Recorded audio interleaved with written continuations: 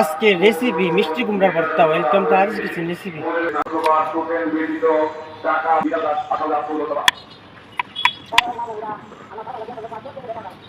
এবার মিষ্টি কুমড়া ধুয়ে নিম।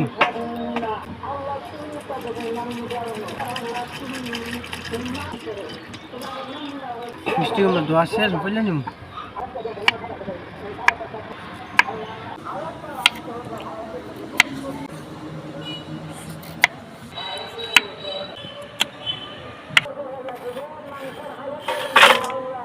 লবণ, মরিচের গুঁড়া, সরিষার তেল,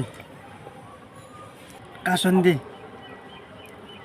মশলা দেওয়া শেষ, মিক্স করে নিম।